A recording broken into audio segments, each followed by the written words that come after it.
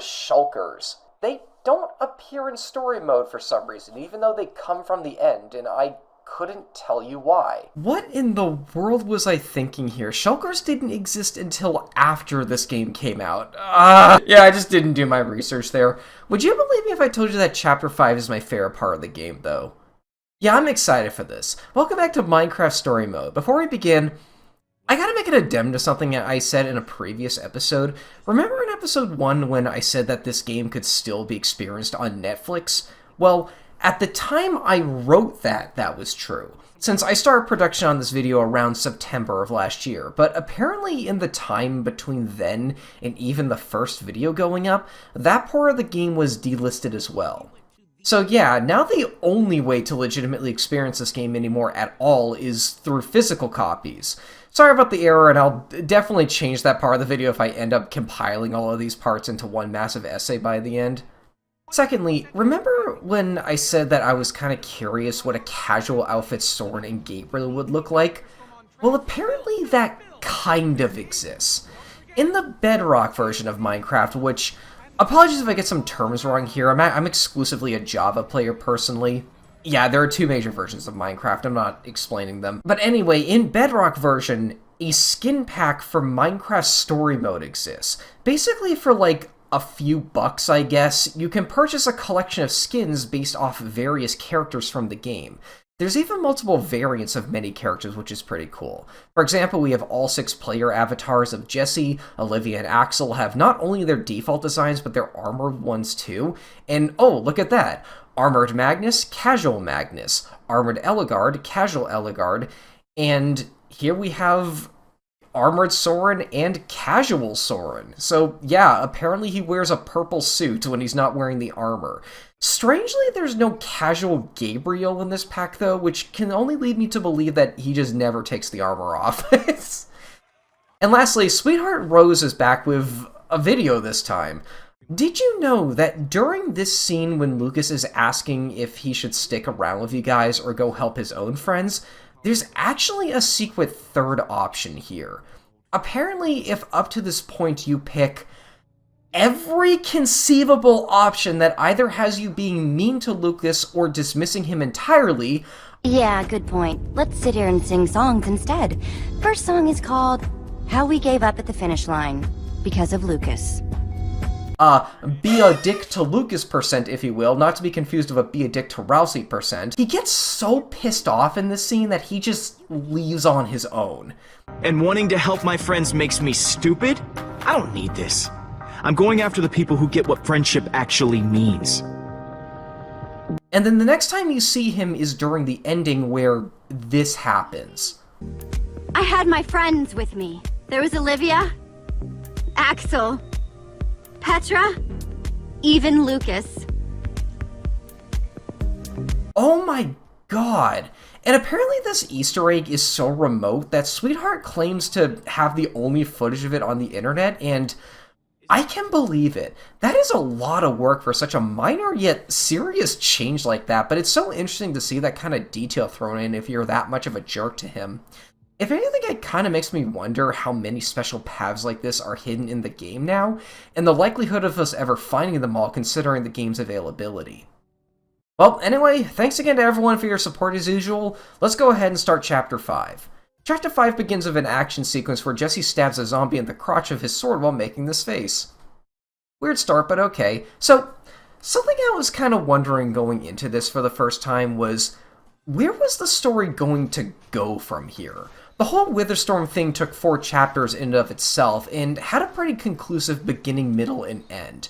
With our main cast being adorned heroes, doesn't really seem like there'd be much to do from there. In the back of my head, I thought this might have been some kind of epilogue, but there's no way that would be 4 chapters long.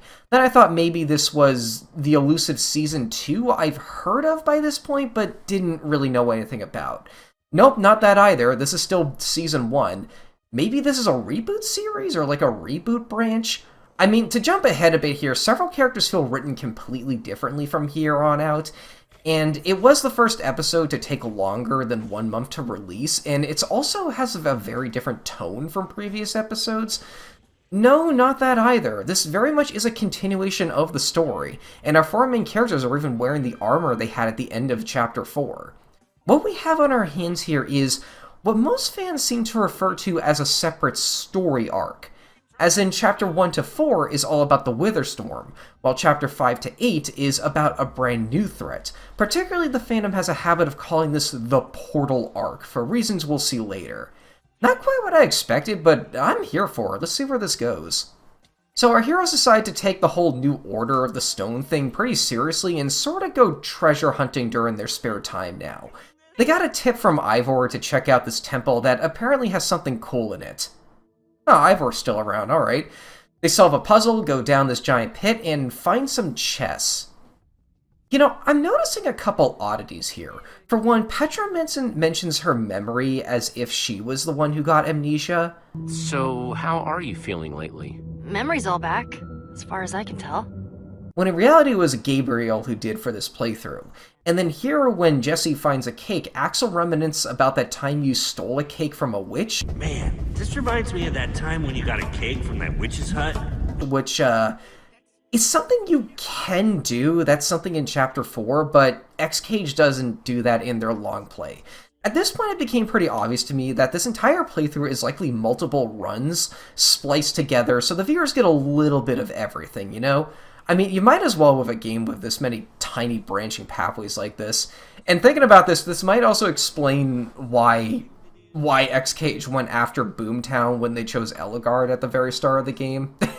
I mean, that was probably very obvious, but it still very much caught me off guard. The most interesting thing we find down here is a flint and steel of a strange enchantment. Instead of just making a single tile of fire in the main game like it does, it does that. Odd. We escape the Temple of Arnulu, play around with the flint and steel some more when, Who let you guys out of your cave? Wait, who are these guys? Okay, remember the Ocelots, the bully group from Chapter 1, like 5.5 hours ago at this point, that Lucas originally came from? This is them and they're back for revenge. Although, while they have been mentioned a couple times since then, we haven't actually seen them since Chapter 1, so I actually genuinely forgot who they were. They come out of nowhere here, and I guess they want to be actual antagonists now. Oh yeah, and from this point they're also called the Blaze Rods too. They rebranded since they don't want to be associated with Lucas anymore after his redemption arc. Hey, we earned this, all right? Fair and square. Nothing you've ever done has been fair and square. Actually, everything in this game is a square. They want the flint and steel. It looks like we're about to fight before they just go away and we all go home. That was anticlimactic. I'm sure they won't become important later. Once we're back in town, a crowd greets us back. See that? Jesse high-fived me! Me! It actually hurt a little bit. Wow. Excuse me? What? But then we see a new building erected just in the middle of the road, and it's spewing lava. Who in the world could this possibly belong to? Wait. Oh god, that's Ivor. My gift to the community. If anyone's short on lava, this is the place to get more. Wait. Haven't seen you around in a while. So what can I do for you? Wait, why that tone? It's a fire hazard! And your face is an ugly hazard. Oh my god! Okay, so imagine you're a writer. You have a character who used to be a villain, maybe even did some horrible stuff, and you want to make that character likable again. You want him to become a recurring character on the heroes' team. How would you pull that off? Maybe give them a more brooding personality, or a more charitable or giving one. But to have some nuance, perhaps make him a bit paranoid that people around him don't still trust him. And he knows that he deserves that kind of distrust. He accepts it, although in spite of all of this, still wants a way to make it up to everyone one day. Like, that'd be a pretty great setup for a deep character with a neat background, and that's kind of what I expected would happen with this character as soon as I heard that Ivor was going to be in Chapter 5. You wanna know what they did instead, though? They made him the comic relief for some reason. Ah, I've never been so happy to smell rotting flesh. They made him the funny guy of the group. Granted. Her creation nearly ended up destroying this world. But considering my own history, I'm inclined to give her the benefit of the doubt. But not because he's actually funny, but more because he's just weird and awkward and unpredictable, and if anything, occasionally even more reckless than he was in the game's first half. By all accounts, this should not work. This should come off as really annoying, really out of character, even a bit tone-deaf to a certain degree, but for some reason, it just works. Back in Chapter 1, I briefly mentioned that Ivor is my favorite character, but we kind of gotta wait quite a ways in before we start to figure out why. We are at that point. I am so sorry, Olivia. Ivor is now my favorite character in the game. I'm not the type to typically be drawn to the comic relief, to be perfectly honest, but Ivor from this point forward is such an unorthodox interpretation of one that he very quickly and then consistently became the most entertaining character to me. I hung out with him, I talked to him, and chose him at every opportunity I could to just be around him because the guy's an absolute wild card from this point forward. I just need to know what he would do, and I was never disappointed. I can always get behind a weird, unpredictable character like this, and my god, I am so excited now that he's going to become much more of a big deal in the plot moving forward. We tell him we found something cool in the jungle. What? You did? Yes! Great to see you again. Let's do lunch. I'll bring the carrots. What does that even mean? Next scene we're in... I don't think they explain what this place is, but I interpret it as a museum in development dedicated to the history of the Order. Lucas is here, checking out some of the stuff. Yeah, I thought I'd show my face again. Well, it's great to see it. Your face, I mean. You know, speaking of characters feeling written differently, Petra definitely feels a lot more perky than her go-it-alone attitude she had for most of the first half of the game. And Lucas feels a lot more pensive and thoughtful. Although, unlike with Ivor, who's just... I don't know what they're going for, but they struck gold with it either way. With these two, it feels a lot like genuine character development. Like, these are logical conclusions for their characters to go after everything they've been through. Yeah. How are you? Wait, they framed the pork chop. Why did they frame the pork chop? Buddy, just the scroll would have worked. Why does his corpse need to be there? What? Lucas came by to warn us that Aiden has been acting really weird recently. Mostly out of jealousy because he wanted to be the one to save the world. Ah, so that's what's going on. We show Lucas our new find.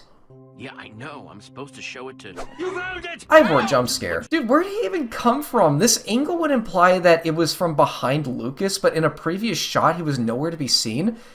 Did no one notice him sneak up to... What is his deal? The flint and steel is the key to finding this source of infinite resources called the Eversource, and at one point belonged to the Old Builders, a bunch of people who apparently existed before the Order. He says this and everyone reacts as if this was like centuries ago or something, but in the back of my mind I was like, so who's the oldest Order member? Ivor probably. He looks pretty elderly, but not like super old by video game lore standards, you know? I don't know. How they word this just kind of feels a little weird to me, but to be honest, it kind of comes off more as just an excuse to move the plot to a more interesting part of the arc. Excellent! I'll pack my adventuring things immediately. Look at him go! Guys, look how excited he is. Aren't you happy for him? Ivor, it's nice to see you smiling. I'm not smiling. He's not smiling. He wasn't smiling. Petra, blonde guy, are you... Blonde guy! Oh, I forgot that became a running joke too. He has a hard time remembering Lucas's name. I'm liking you better by the minute, Louis. Why did they go this hard with this character? After a bit of searching, we find a strange portal, and we're able to activate it with the magic flint and steel, similar to how you'd activate a nether portal. But then Aiden shows up again, and we fight for a bit, and that ends in everyone going into the portal. When we emerge on the other side, oh, also I love this frame. We find ourselves on a floating island overlooking a large floating city. What? Here we might as well try to head over there. We dig up the island we spawned on to get enough blocks to bridge over. Wait, Ivor, what do you do? Oh my god. This is in memory of my lava house. Long live lava! Oh, another guy, and he's freaking out over the fact that we're building. You were building. Unauthorized building is against the law. Against the law? What? Wait, what kind of place is this? Well, let's look around. Hello! It is nice to meet you. Ivor, what are you doing? We find ourselves in Sky City, and it's quite beautiful. Although it's also quite a bit draconian. The entire city has a strict lockdown on building and crafting. It's against the law to place any blocks or crafting items without express permission from the founder. We also run into Innkeeper Milo, voiced by Jim Meskimen, I think that's how you say it, who we've been told might be able to help us, at least in the department of finding where Aiden went, but he's being generally unhelpful. The town is called to an emergency meeting where we get to see the founder, voiced by Melissa Hutchinson, and she's with Aiden. Earlier today, outsiders built a bridge into our fair city from a distant island. Jesse, wherever you are, step forward now. I have already been informed of your identity. Oh god, so he told her that we were the ones who built the bridge into the place, and now we're going to get arrested. At this point, we have two choices. Get arrested alongside Ivor, as he thinks this will get us closer to the Eversource. Classic Ivor. Or go with newcomer Milo to see if he can help. Alright, come on, XCage, you can do this. Go with Ivor, go with Ivor, go with Ivor. No! Okay, maybe this is for the best, as I've never seen this route before, and kind of ignored Milo for most part of my playthrough, because, you know, it's Ivor. Milo leads us back to his inn and opens a secret passage revealing a secret rebel organization dedicated to building. You see, one day, a long time ago, I was just a citizen of Sky City, like any other. I wanted to make a community garden, so I put in a petition for a dirt block, and mercy me, it was granted. You know, okay, has anyone else noticed this? I don't know why, but for some reason a lot of the subtitles in this chapter have been very incorrect as of late. I don't know why that is, but it's actually starting to bother me a little bit. This club looks cool, but a lot of the members are skeptical of us. The most wanted criminals in the whole city?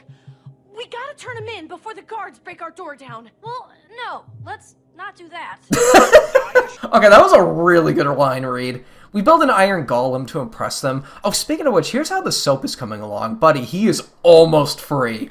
Milo tells us that he wants to get his hands on the Eversource so his builders club can build to their heart's content. And then after we teach him how to build ladders, he comes with us and we sneak into the palace. We find our way into the throne room to find Ivor and Lucas, of all people, looking together around as well. Apparently they broke out of jail.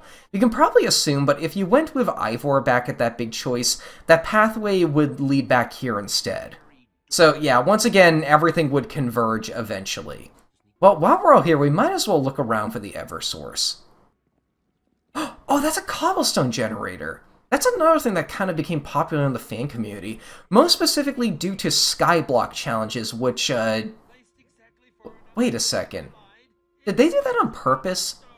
Like, put a thing most people associate with the sky, or like sky-related challenges in a Sky City chapter? Yes, the ground you're standing on is actually the original island that all of Sky City started from.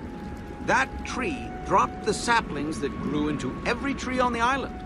Oh my god, maybe it was. Wait, this city is a skyblock challenge? That is a cool reference to the community. So, how was prison life? Oh, it was wonderful. I've always wanted time behind bars to work on my poetry. That was sarcasm. You know, when I picked him, his route actually consisted of you and Ivor escaping jail alongside Lucas. And when you talk to him again here, he says probably my favorite line in the game, or at least the funniest line in the game to me. This is probably the hardest I ever laughed playing this game. Thank you, by the way, for getting arrested with me. No one's ever done anything like that for me before. Now go away. Thanks, Ivor. The solution here is to craft a lever and use it to power this door. Let's head on down and find a storage room. For mobs? Wait, you can't store mobs in a chest. Creeper. Aw, man. Zombie. Whoa! Wait, those are spawn eggs. What? Sort of like the command block from the first part of the game, these can't be found in a normal playthrough. Oh, I really should be used to the game doing this sort of thing by now, but I just don't get used to it. Like, this is so weird. We then find a chicken. Not just any chicken, though. This is the Eversource, and apparently it's what's laying all these spawn eggs. So, unlike with the command block, there actually is a story reason for how they got here. Oh yeah, and some folks did tell me that apparently there is a pretty common fan theory as to where the command block comes from, but that is a Season 2 spoiler, so I obviously don't know it. Maybe someday I will, though. Please don't spoil it. Ivor, geez, Lucas is right. We can't just steal, kidnap... Chicken nap? Whoa, what? Okay, what is up with the subtitles in this chapter? Whoa! What the frick? She's just throwing people! She dual-wields swords? Seeing this as the perfect opportunity, Aiden turns on the Founder and attempts to use the eggs to kill us all and take the Eversource for himself. He pushes us off the island along with Lucas and the Founder, and we're left falling into the abyss.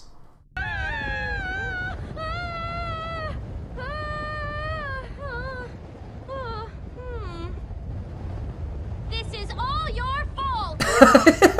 We fall until we see the normal overworld.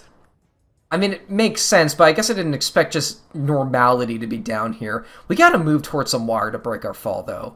You know, I like this detail right here. These lava streams are actually from that skull in the bridge Ivor made at the start of, like, this entire area. Let me ask. Founder? Miss Founder? I hope she's not in shock or something. You, doing okay over there? Wait, Isa? Oh god, that was another error in the subtitles, and that one I think actually spoiled something. We're not supposed to know her name yet, I think. Also, that's also the name of a Kingdom Hearts character. Hey, have you guys started a drinking game yet anytime I mention that series in a video? I'm sorry, I like Kingdom Hearts, okay? I should make another video about it at some point. Zombies start falling from the sky, and we figure he must be spawning a lot of mobs up there. We gotta pillar back up in order to save everyone. While gathering materials for said pillar, we come across another one of those portals, but we can't deal with that right now.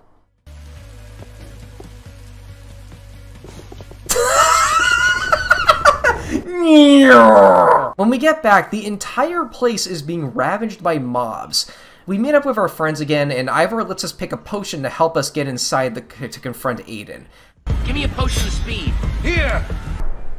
Gotta go fast. Once Jesse gets in... No, you didn't punch! Aiden's there waiting, and we fight. This battle sequence is intense. Aiden's fighting style is quite brutal compared to, like, everyone else we've seen so far, and it makes him probably the most threatening humanoid combatant we've seen in this game yet.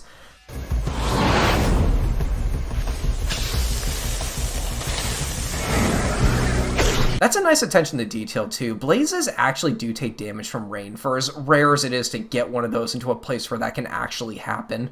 You know, that's something I kind of like about Minecraft in general. Like, there's a lot of just weird attention to details that, like, you never expect, but, like, are just there and kind of cool.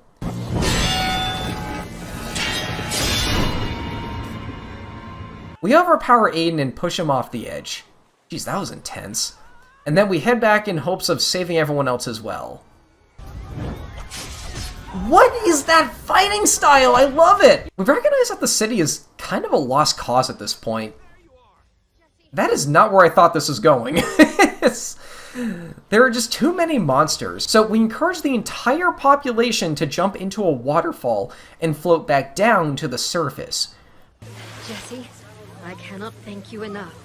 You've saved us all. We made it. Everyone is here safely, and they're kind of at a loss of what to do at this point, although arresting Aiden would probably be a good start. Bah!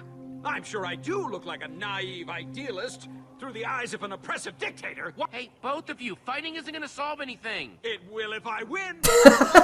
They decide to start civilization anew, this time a mix between the Founder and Milo's ideologies. Run free, build as you please, and be creative, but go in with a plan. Not a bad moral. And the Founder gives us the Eversource's crown as thanks. Also, the chicken's name is Benedict. And at this point, you do learn that the Founder's name is Isa.